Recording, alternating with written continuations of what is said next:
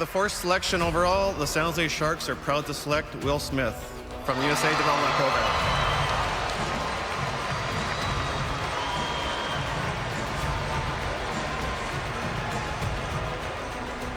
And there it is, the first American selected. Hey, Mike and Tyler, what's going on? Welcome back. Good seeing you guys. How was the holidays? Happy Canada Day to you, Mike, and happy 4th of July to Tyler. What's going on, guys? Nothing much, just enjoying my time here. Yeah.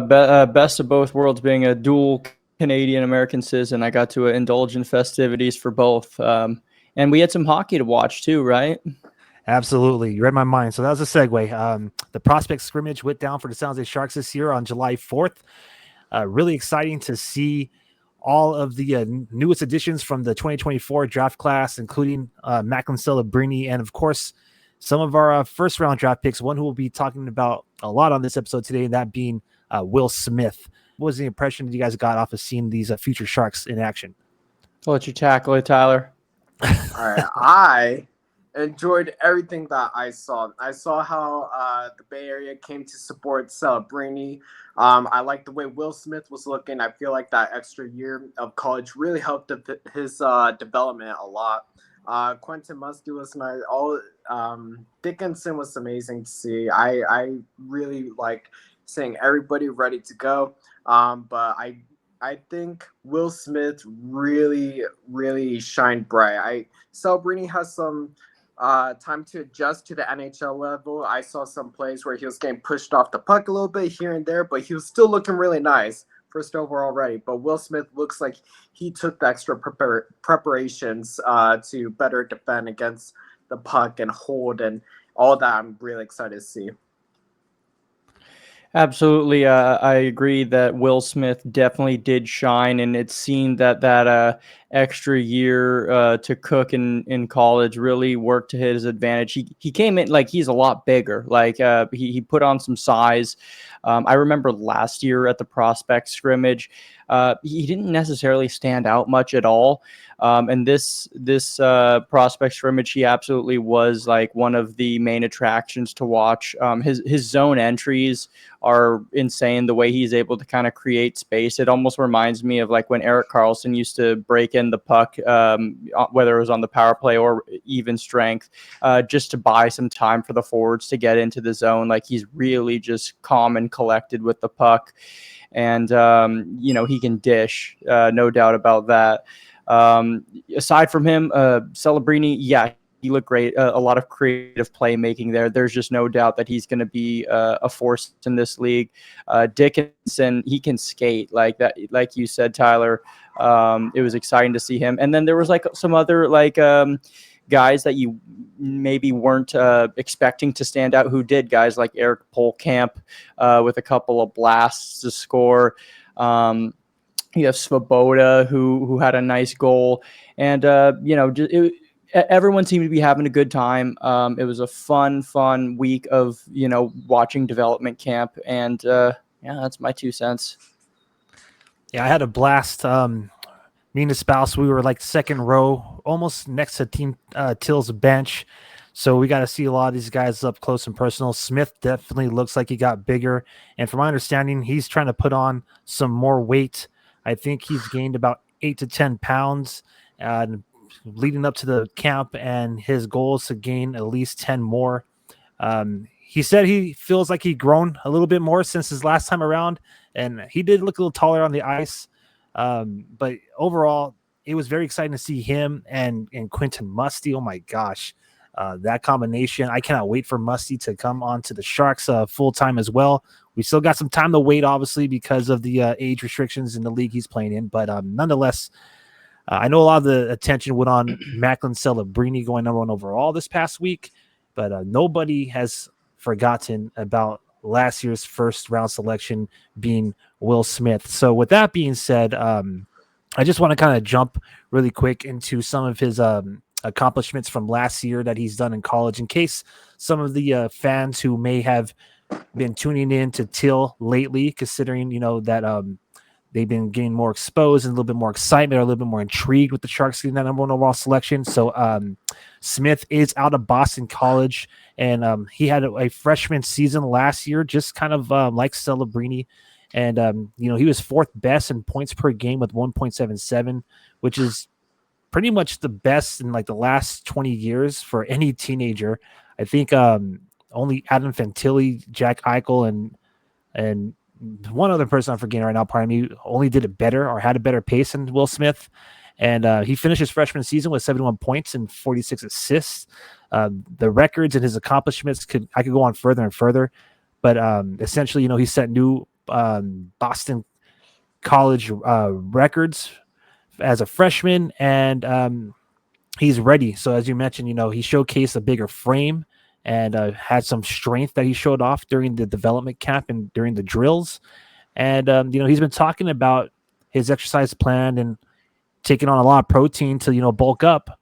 But back to the point, this is a kid that you don't want to sleep on. Before Macklin Celebrini did sign his entry-level contract just a couple of days ago, a lot of Sharks fans were expecting Will Smith to be in the Calder race. So, I will just lead off with that if you guys want to build upon that. Yeah, that season he had at Boston College this past year was one for the record books, as you mentioned, for sure. When the Sharks drafted him at 4th overall, I was really up to speed on the guys that went ahead of him, being Connor Bedard, Leo Carlson, and Adam Fantilli. And, I was kind of really hoping that Fantilli would fall to the Sharks, to be honest. And so when we drafted Will Smith, I knew he was a good player. I watched his highlights, and, he's a great playmaker, but he didn't, for kind of a smaller guy, he didn't necessarily have the speed that I was hoping to see. And so I didn't know how it was going to go for him in college, but he went in and recorded the most points in the league. He had his boys at his wing, Ryan Leonard and Gabe Perreault. So, he's one of these players where I feel like if you surround him with some goal scoring talent, then he's going to make things happen. And so what I'm going to be interested to see is how he slots into the roster. And what I'm hoping for is that Ryan Warsofsky does not put him on like a depth kind of line with like Nico Sturm and Luke Cunnin or something like that. Like, he needs guys that can finish because he's so smart with the puck and can find guys in just about anywhere on the ice, but they have to have some skill to finish. So I'm excited to see where he slots in. Adding to that, I think what you're saying about goal scoring talent, I feel like with the explosiveness that Zetterlund had last season, I would be really excited to see Will Smith line up with Zetterlund, get them two working together. I think what you're saying also about like how Sharks fans were wanting Will Smith to be in the Calder race, I think that's a genuine reaction. That's a genuine possibility. Celebrini's first overall, of course, scoring take some time to adjust at pro level. And like we all said, Will Smith had that extra year to adjust, to grow, to get bigger, everything, learn the game better. And I feel like that is a huge underrated player in the Sharks lineup. And I feel for the fans that are just watching the Sharks because of Celebrini, they need to hear about Will Smith before they go into the season and see how them two work out together. This is going to be kind of like I don't even know if it's a hot take, but I feel like Macklin Celebrini is going to dazzle with goals. Like, he's going to have like 20 plus goals, which will be, something cool to look at. But sneakily in the background, Will Smith is going to put up like 40 or 50 assists. And it's going to be a sneaky Calder, kind of campaign for him. Oh, yeah, absolutely. Yeah, I definitely agree. So I'm talking about who he could possibly be paired with at the wing and some of the players that'll be supporting cast for helping both Celebrini and, of course, Will Smith grow in their first year here. Let's just quickly revisit some of these players that Mike Greer brought on board to help them. So Tyler Toffoli, Alexander Winberg, Barclay Goodrow was a pickup. And, of course, the Sharks have, if he's healthy, Captain Logan Couture, Mikhail Granlund, Fabian Zetterlund, as mentioned earlier. We cannot forget about Willem Eklund. And yes, as you mentioned, Mike Cunnin and Sturm. So I think a lot of fans right now are starting to play with, the roster lineup and trying to guess where Smith will end up on, which line he'll end up being on. So I'm going to open up the floor to you guys to give me your suggestion and perhaps, why you believe he will be on said line and position. It's really going to be tough to know, because like it's even a question if he's going to be centering to start. We've got kind of a logjam at offense. Macklin's going to be centering.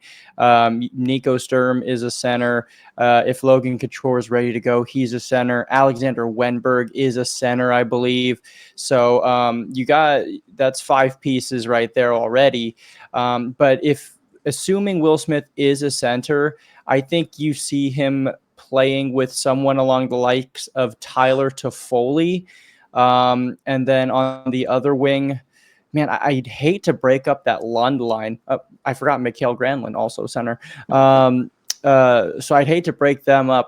To be honest, I have no idea. It's all up in the air, but Tyler Toffoli sounds like a guy who can bury on some of those feeds that Smith can give him. So that's going to be the guy I think they're going to stick him with.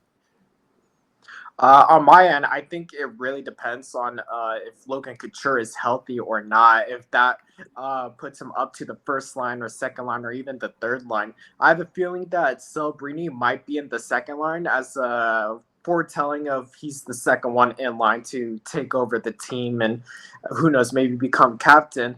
But I feel for the first year, I feel like Will Smith is especially going to be paired with a more veteran presence. So I feel if Logan Couture is healthy, I feel like Will Smith will be paired on the wing, and then maybe Eklund as another early first round pick, someone that could kind of show him the ropes. And then for sure have scoring talents around Celebrini, such as Toffoli and Zetterlund, have them around.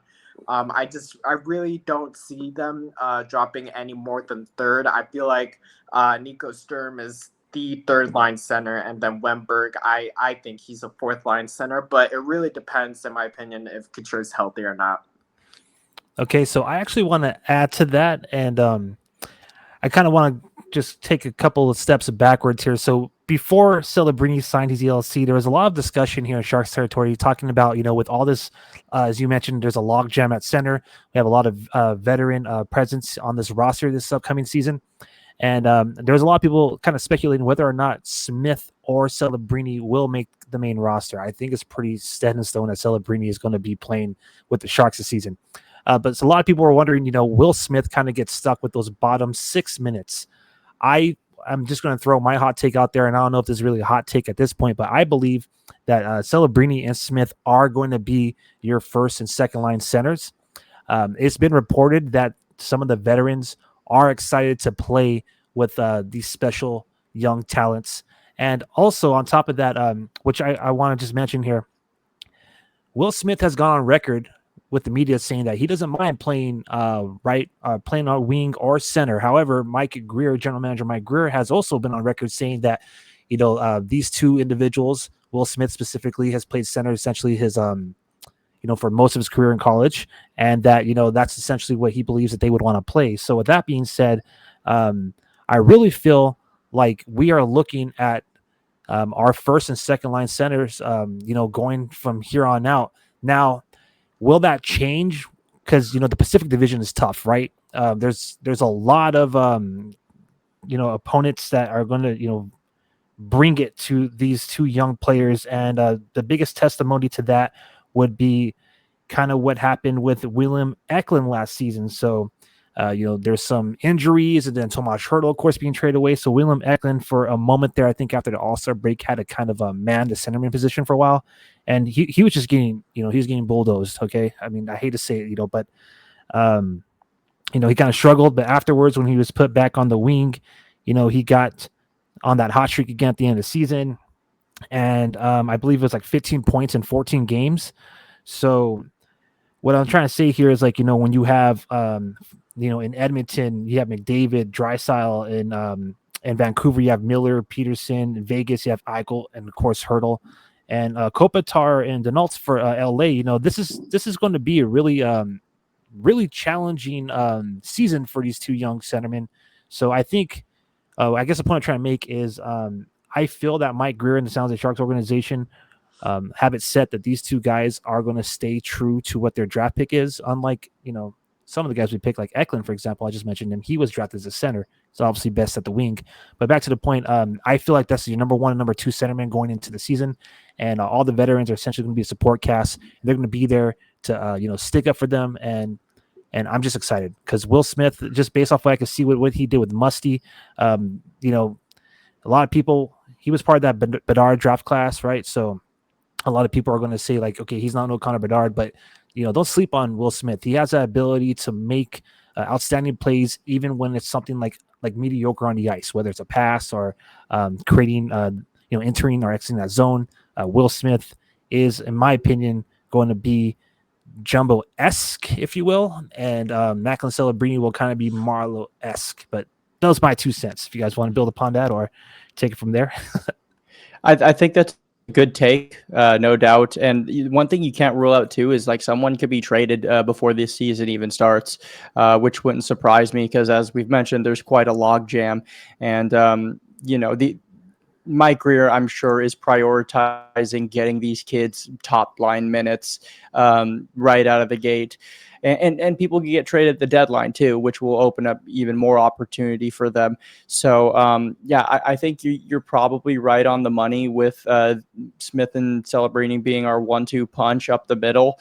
The real question mark that I just kind of keep coming back to is whether or not Couture is going to be ready. And when he is, I think there's no way he's not going to play on the wing because, you know, given the fact that he's dealt with this injury for some time, I feel like he's a little more protected being on the side. And that could be interesting. We haven't seen Couture play in that capacity for a minute. So, you know, either way, I mean, this is a win-win-win situation. You know, whether Smith and Celebrini both play center, whether one plays on the wing, yeah, we're just excited to see him in the lineup. Yeah, I totally agree.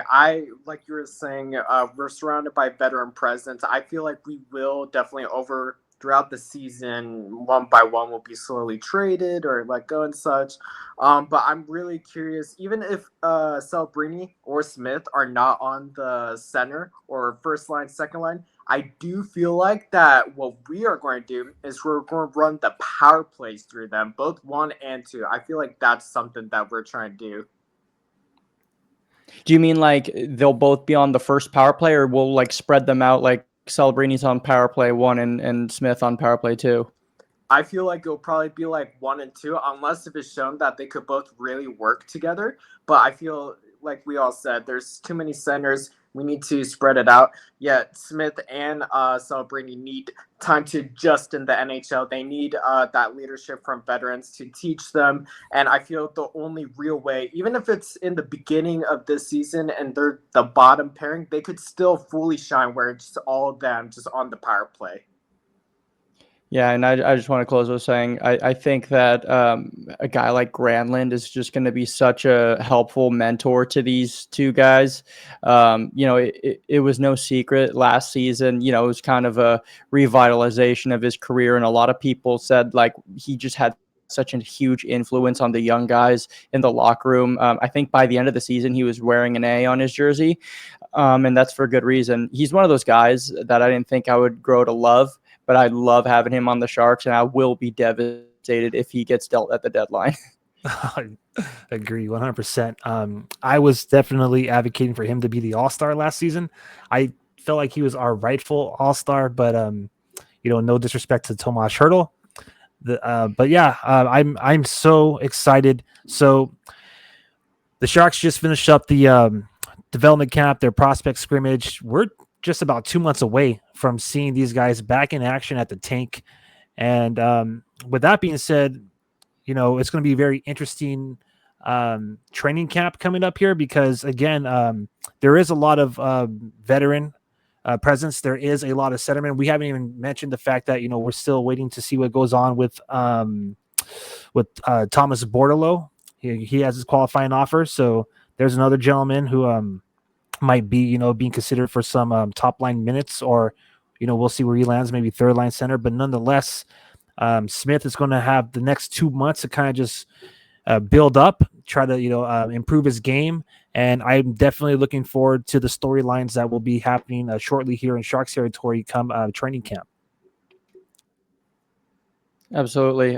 Unfortunately, like my hot take, and I like Bordelot a lot, but I feel like he could be one of those casualties. Maybe he ends up being dealt to open up some room up the middle.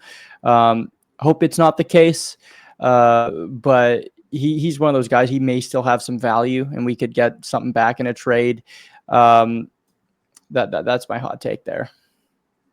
I want to add to that because I went to the Sharks draft party in San Jose, and they let us go into the locker room, and I was having a conversation with one of the employees, and I told them, mark my words, I think Thomas Bordelot might get traded just because of everything, the way it worked out. Bordelot is a smaller body. He was, I believe, a Doug Wilson pick. And then on top of that, he hasn't been consistently in the NHL. He's been this year, while Eklund was fully in the NHL, Bordelot was in the AHL for a little bit and then brought back up.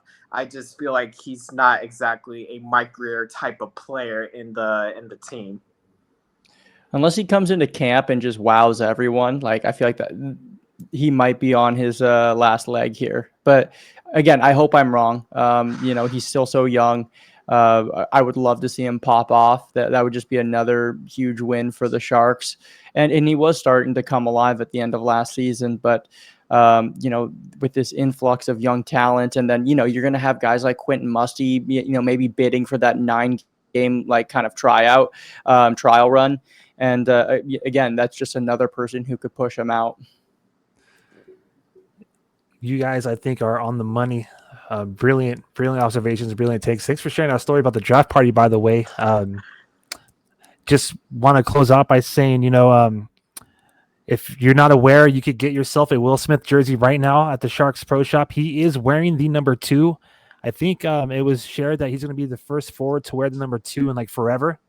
As far as San Jose Sharks franchise history goes, he'll become that 8th player in franchise history to wear the number 2.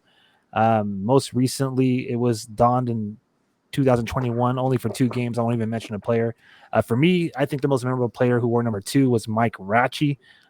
He spent about 259 games wearing that number. He started out wearing number 40, but for me, that's the most memorable player.